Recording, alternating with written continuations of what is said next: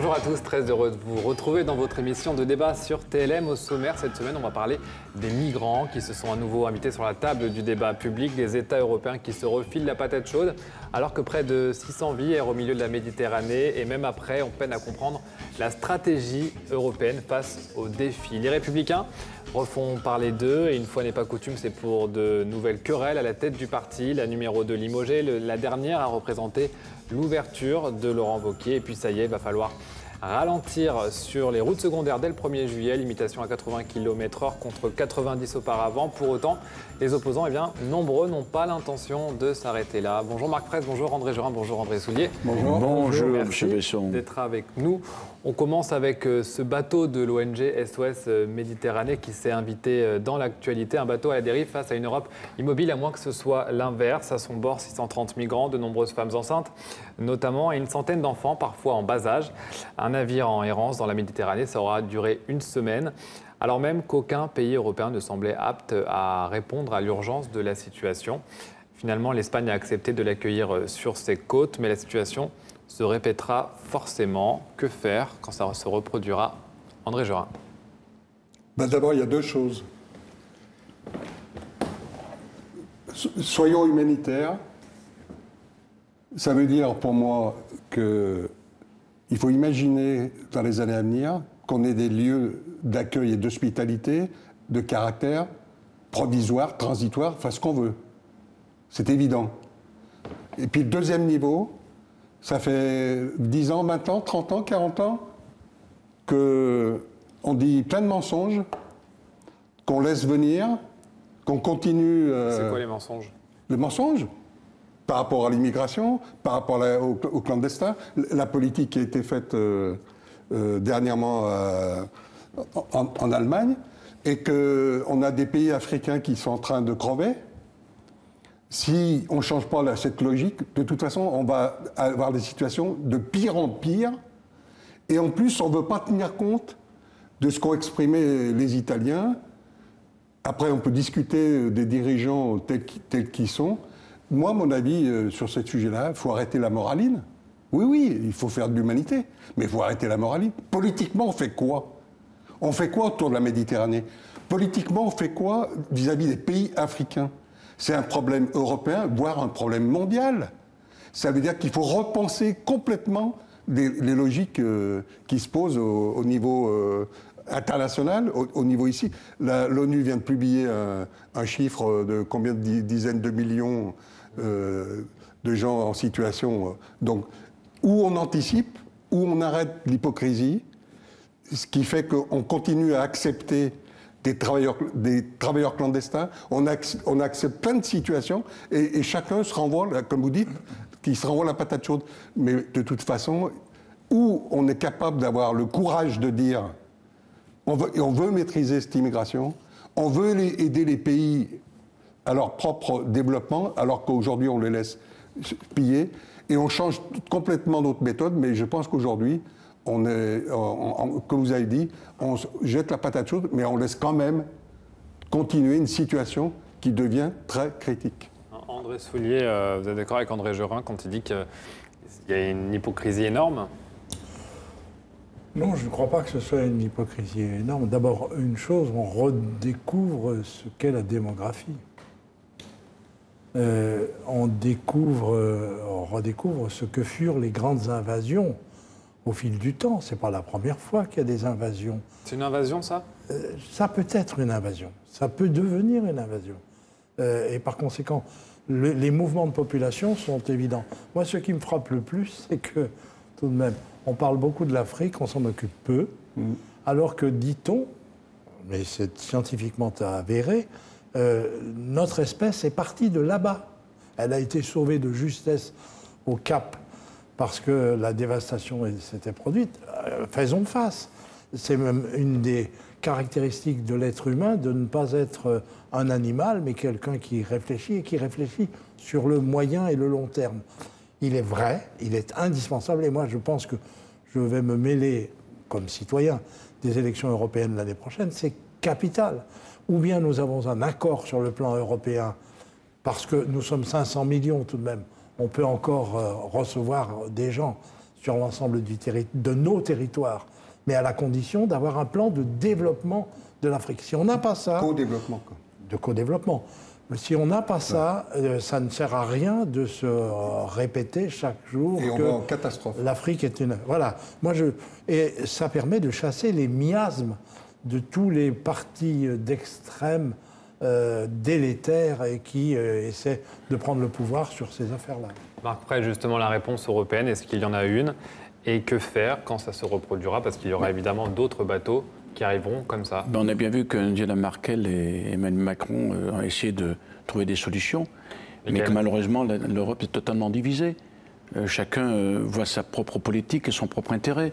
Donc ça va être difficile. Il ne faudrait pas aussi que ce problème d'immigration crée des difficultés pour l'Europe que nous voulons, une Europe unie. Et ça, c'est un vrai problème. Autrement, maintenant, moi, ce qui m'inquiète le plus, je suis d'accord, l'Afrique, je l'ai toujours dit, hein, il devrait y avoir une réunion entre l'ONU et l'Europe pour faire en sorte que les Africains restent chez eux. Ils ne sont pas heureux de venir ici. Mais il y a des excès aussi. Quand on voit dans une émission de télé, j'ai vu l'autre jour, un Albanais qui est venu, c'était un commentaire, et qui venait en France et disait que c'est un réfugié politique parce qu'il ne pouvait plus rester là-bas. Mais moi, je connais l'Albanie. Je suis allé il n'y a pas longtemps. Mais pour le coup, on ne lui a pas accordé l'asile. C'est pas un pays de dictature.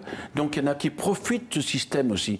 Il y en a qui jouent là. Et là, il y a un vrai problème aussi. Je crois qu'aussi, il y a des entreprises qui se sont créées. Il y a de plus en plus de bateaux qui font des déplacements pour venir en Europe, alors que le plus proche, c'est l'Afrique, c'est l'Égypte, c'est la Grèce. Non, on traverse. Et il y a vraiment aujourd'hui à avoir de la rigueur de la façon dont ça se passe, parce qu'on profite de gens qui sont malheureux, et ceux qui sont malheureux permettent à d'autres de s'enrichir. Et ça, c'est grave. Je crois qu'on n'est plus dans un domaine de solidarité, un domaine d'intérêt particulier de certains. Et ça, c'est plus supportable. Et moi, je suis assez content de voir que la France, et notamment l'Allemagne, essayent d'avoir une solution européenne pour trouver des moyens nouveaux pour faire en sorte que cette immigration ne soit pas une immigration sauvage et triste. La question qui nous est posée, c'est est-ce que nous sommes repartis pour une Europe des barbelés? C'est ça le problème. Mais c'est possible. Voilà. Eh bien, on est en pleine division avec ça. Dans ce cas-là, et M. Trump on peut avoir une période de chaos. Oui, il est urgent d'amener nos peuples, nous-mêmes, les autres, à intervenir là où on peut fixer des populations. Mais chaque pays européen a des soucis. Nous, on a beaucoup de chômeurs, des jeunes Français qui n'ont pas de boulot et coup. On ne peut pas accueillir toute la misère du monde. Donc il faut que cette misère, on permette dans leur territoire de s'épanouir. Et on n'est pas capable de le faire. On n'est pas capable de le faire. C'est ça qui est triste. André Gérard, on entend Marc parler de solutions à long terme, mais quand il y a question d'urgence... Parce que je ne suis pas pour l'Europe forteresse, mais je ne supporte pas la démagogie de ceux qui parlent de porte ouverte. Oui. Parce que c'est de la démagogie. C'est ce que j'appelle la moraline. Et la moraline, ça ne coûte rien. Mais c'est de la démagogie. Parce que de toute façon, on nourrit justement, excuse-moi, on nourrit les charognards, justement, qui utilisent le mécontentement des gens, les mécontentements des Italiens. Et on se retrouve dans des situations où nous, on a Marine Le Pen ici, où on a Trump aux États-Unis. Donc je trouve qu'aujourd'hui, il faut qu'on soit capable, même ce sujet-là, je considère que c'est un grand débat républicain et de civilisation pour demain. Je suis d'accord avec toi, parce que si on n'a pas un vrai débat républicain là-dessus, c'est les extrêmes qui vont prendre. On se rend bien compte, dans la rue, les gens en ont marre. Il y a vraiment un ras-le-bol des Français de ça, et c'est triste parce qu'on est en train de mettre en cause des gens qui souffrent. Et ces gens, plutôt que de laisser souffrir chez nous, il serait bien mieux d'être chez eux, de s'épanouir. Et là, on n'est pas capable de le faire. Justement, cet argument, quand on dit quand on ne traite pas le problème des migrants, des réfugiés, ça fait monter les extrêmes. Est-ce que c'est pas une faute, finalement, de s'aligner sur les populistes, les prendre en référence, en disant, si on ne veut pas avoir des populistes au pouvoir comme en Italie, alors il faut être plus dur. Finalement, c'est les suivre. Je ne pense pas qu'il faut être plus dur. Je crois qu'à un moment donné, on peut avoir des sentiments. Vous savez, la France, c'est liberté, égalité, fraternité, ça veut tout dire. Hein. Si on a inventé ces trois principes, c'est qu'on doit les faire respecter. Le problème, il ne faut pas que certains profitent de cette situation-là. Et c'est ça que moi, je trouve agaçant. C'est qu'aujourd'hui, moi, je suis persuadé qu'il y a des gens qui s'enrichissent des migrants. Moi, je reçois bientôt, le 29, dans mes petits déjeuners économiques, je reçois un des responsables des renseignements qui vient de nous parler comment la guerre a commencé en Syrie, qui va nous parler de ce qui s'est passé, et notamment des migrants syriens. On en a eu beaucoup. Bon, eh ben, il faut savoir qu'on n'a peut-être pas fait ce qu'il fallait pour que ces gens-là restent chez eux. On a laissé monter un extrémisme de partout. Même en France, on a bien monté l'extrémisme qui est en train de naître. Je ne parle pas d'extrémisme politique, je parle d'extrémisme religieux. André Gérard, juste pour revenir aux chiffres, puis après il faudra qu'on avance au thème suivant. Quand on regarde les chiffres, il y a eu énormément de flux migratoires en 2015, puis depuis ça baisse. Il y en a eu moins en 2016, moins en 2017, moins au début 2018. Et l'ONU prévoit qu'en 2020, l'afflux des réfugiés devrait représenter 0,3% de la population européenne en âge de travailler. C'est pas grand-chose quand on voit ça comme ça en 2020. Oui, sauf qu'il y a l'héritage que l'on a depuis 30 ans, 40 ans, où on a raconté plein de mensonges. On continue l'immigration économique. On continue à laisser venir les... Il y en a besoin pour l'économie, l'immigration économique. Oui, mais maîtrisons. Essayons de réguler. Travaillons à des contrats avec les pays africains. Parce qu'il ne s'agit pas d'être bonnet. Il faut faire en sorte que, y compris d'un point de vue métier, etc. Mais là, pour l'instant, on a lâché la bride. Et quand vous avez dit sur les populismes, moi, je considère que tirons les enseignements de ce qui vient de se passer en Italie. Tirons les enseignements de ce qui s'est passé aux États-Unis. On n'en tire pas des enseignements. Mais donc, quoi, on est noir ou blanc. Honnêtement. On est noir ou blanc. Honnêtement, le temps des yakas et des faucons est revenu. Franchement, l'affaire est plus sérieuse que on ne le dit, mais je crois qu'effectivement l'importance, la dilution de cette population est infinitésimale dans nos pays. La question, c'est une question d'ordre politique, purement politique aujourd'hui. Et on va parler de politique, on reparlera évidemment des migrants au cours des prochaines semaines, on aura l'occasion. On va parler de la droite. Sera-t-il le fossoyeur de son parti? Laurent Wauquiez, plus impopulaire que jamais après le limogeage de sa numéro 2, celle qui devait incarner en dernier l'aile modérée, centriste des Républicains, n'aura tenu que quelques mois. Plus les doutes s'installent en interne, plus le président des Républicains, eh bien, lui, semble foncer, tête baissée, droit dans sa ligne, droit dans ses bottes. Et tant pis si les critiques pleuvent, si les défections pointent. Lui assure être fidèle à ses valeurs, persuadé qu'il saura relever la droite pour la faire gagner lors des prochains scrutins. Mais peut-il y arriver seul? Y a-t-il un problème, Wauquiez, Marc Fraisse? Non, il y a un problème de communication, Wauquiez. Je crois que ce qu'il a fait avec Véronique Calmès, on peut le comprendre. On ne peut pas tirer contre son camp. Elle ne peut pas, pendant des semaines, critiquer le plan Wauquiez, alors qu'elle était toute contente.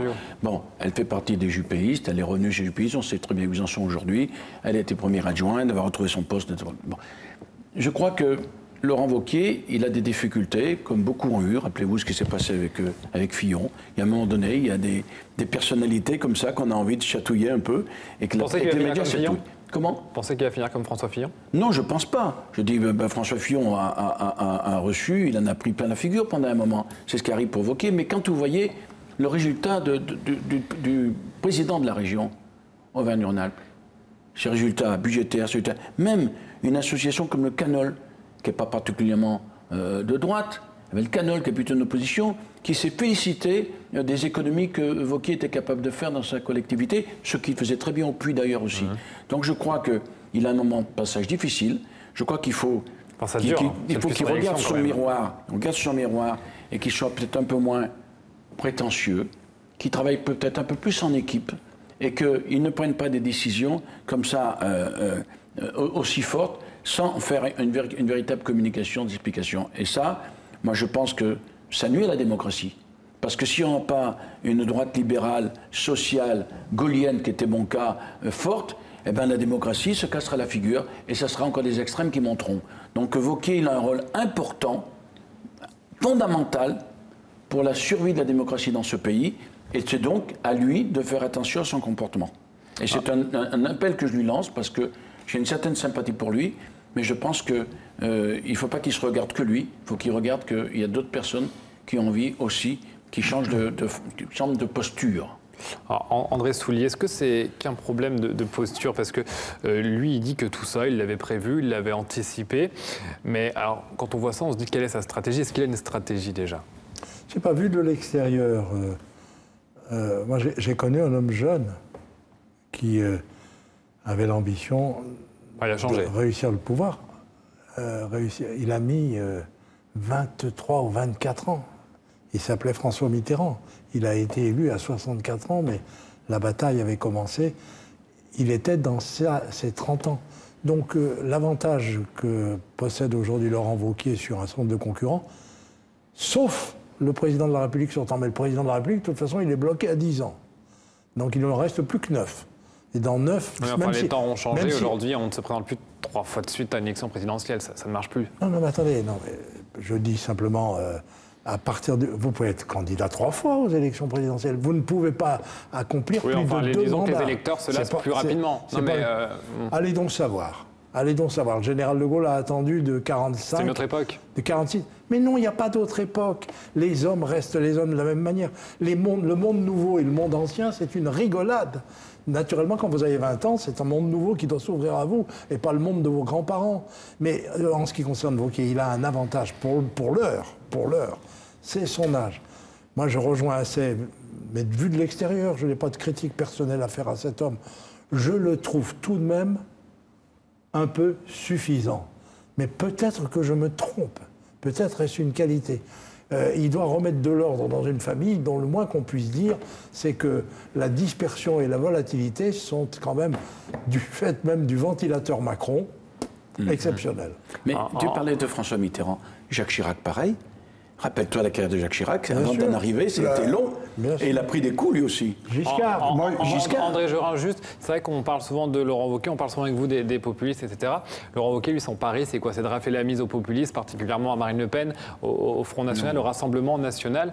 Est-ce qu'il peut vraiment y arriver? Je crois que si, quand même. Moi, je ne raisonne pas du tout comme ça, personnellement. Et à la limite, au-delà du personnage, parce que je suis assez d'accord sur l'impression qu'il donne, de toute façon. Voilà. Hein, je suis assez d'accord là-dessus. Moi, ce qui m'intéresse, parce que là c'est le coco qui vous parle, c'est la gauche. Moi, ce qui m'intéresse, c'est de comprendre comment on règle la question de la fracture du pays, la fracture démocratique. Et qu'il y ait des problèmes chez les Républicains, il y a des problèmes au Parti Socialiste. Le PC, on ne sait pas où il est pour l'instant. Je pense que les grands problèmes aujourd'hui, comment se reconstituent des partis politiques aujourd'hui en correspondance à la reconquête des électeurs qui votent Front National et des millions d'électeurs qui votent plus. Mais justement, sur ça, est-ce qu'il n'y a pas un gros problème de concordance quand on voit son discours jamais d'alliance avec le Front National et le reste, où tout semble quand même le rapprocher? Attendez, vous me confondez. Moi, le fait naturellement qu'il doit capter ou captiver un électorat. Pourquoi on aurait des complexes à reconquérir un électorat? Non, parce qu'on voit aujourd'hui la mode est au courant. Le Parti communiste, moi j'ai fait une étude en 95 qui montre que 5% c'est des intégristes, des électeurs. Un tiers de ces électeurs bénitieux votaient communistes avant. Moi, je suis pour la reconquête. Que la droite soit pour la reconquête. Après, on peut discuter de la méthode et de la forme, mais à mon avis, c'est la loi de la politique. Juste un mot, Marc, ce que je veux dire par là, c'est que la mode aujourd'hui en politique, c'est les courants qui transcendent en quelque sorte les partis. On l'a vu avec En Marche, c'était un courant à la base. On le voit à droite avec les amoureux de la France, Nicolas Dupont-Aignan, qui parle avec Manuel Ménard, Marine Le Pen, et Laurent Wauquiez qui dit non à discuter avec tous ces gens-là. Est-ce que ça, c'est pas une limite? Est-ce que c'est pas un blocage? Je ne sais pas que c'est pas un blocage. Je crois que je ne connais pas la stratégie de Laurent Wauquiez. Mais si on veut faire de la politique dans le sens noble de la politique, c'est d'avoir un véritable projet. C'est pas dire je vais récupérer des voix à gauche, je vais récupérer des voix à droite, je vais récupérer des voix à l'extrême droite ou à l'extrême gauche. C'est d'avoir un projet qui corresponde à la situation de notre pays. Aujourd'hui, la situation de notre pays est complexe, elle est difficile. Et je trouve aucun parti politique aujourd'hui qui a un véritable problème, qui a un cap et qui soit zen. Je n'ai pas vu ça. Allez, on va passer à notre dernier thème. Alors que les automobilistes vont devoir ralentir sur les routes, le gouvernement, lui, a accéléré ces dernières semaines. Objectif, faire passer le texte du Premier ministre pour abaisser les limitations de vitesse de 90 à 80 km/h sur les routes secondaires, nationales et départementales, sans terre-plein central ou barrière de séparation. Sauf que c'est loin de faire l'unanimité. La mesure irrite même les élus qui étaient jusque-là acquis à la cause d'Emmanuel Macron. Il dénonce une mesure qui s'applique à tout le territoire uniformément sans prendre en compte les caractères particuliers de chaque territoire.